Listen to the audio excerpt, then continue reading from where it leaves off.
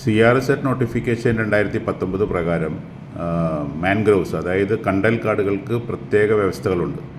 അപ്പോൾ ഒരു പ്രദേശം കണ്ടൽ കാടായിട്ട് പ്രഖ്യാപിക്കണമെന്നുണ്ടെങ്കിൽ കണ്ടലുണ്ടായാൽ മാത്രം പോരാ, ചുരുങ്ങിയത് 1000 സ്ക്വയർ മീറ്റർ ഏരിയ അതിനുണ്ടായിരിക്കണം. അതായത് 25 സെൻറ്റെങ്കിലും അവിടെ ഉണ്ടായിരിക്കണം.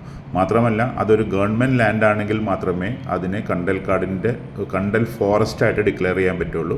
അങ്ങനെയുള്ള ഫോറസ്റ്റ് പ്രദേശങ്ങൾക്ക് ബഫർ സോൺ ഉണ്ട്. അത് 50 മീറ്ററാണ്. അപ്പോൾ ആ 50 മീറ്ററിൻ്റെ പുറത്താണെങ്കിൽ CRZ 2 ആയിരിക്കും ആപ്ലിക്കബിൾ.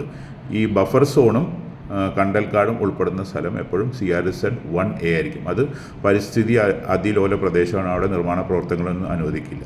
ഈ കണ്ടൽക്കാട് കണ്ടുപിടിക്കാനായിട്ട് CZMB മാത്രം പരിശോധിച്ചാൽ പോരാ.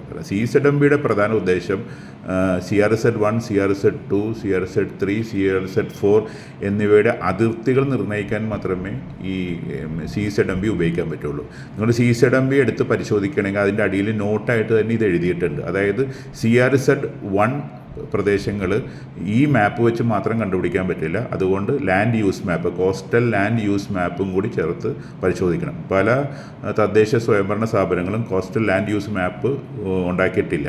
അതുപോലെ തന്നെ 20 മീറ്ററിൻ്റെ ഐലൻഡിൻ്റെ ബെനിഫിറ്റ് കിട്ടണമെന്നുണ്ടെങ്കിലും ഐലൻഡ് ഇൻ്റഗ്രേഷൻ മാപ്പ് ഉണ്ട്, അതും ഉണ്ടാക്കിയിട്ടില്ല. അപ്പോൾ അത് രണ്ടും വരാത്തോടത്തോളം കാലം നിങ്ങൾക്ക് അതിൻ്റെ ആനുകൂല്യം കിട്ടണമെന്നുണ്ടെങ്കിൽ സ്ഥലം പരിശോധിക്കണം. അതിനാണ് ഗ്രൗണ്ട് ട്രൂത്തിങ് എന്ന് പറയുന്നത്. അതായത് മുനിസിപ്പാലിറ്റിയിലാണെങ്കിൽ ഓവർസിയർ വഴി പരിശോധിച്ചിട്ട് വ്യക്തമായ നിർദ്ദേശം, ഇനി അദ്ദേഹത്തിന് സംശയം ഉണ്ടെങ്കിൽ വേണമെങ്കിൽ അളന്നു നോക്കാവുന്നതാണ്.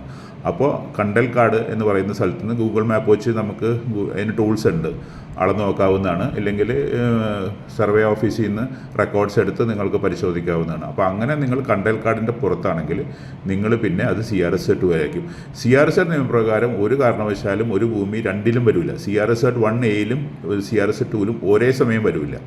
ഏതെങ്കിലും ഒന്നിലേ വരുള്ളൂ.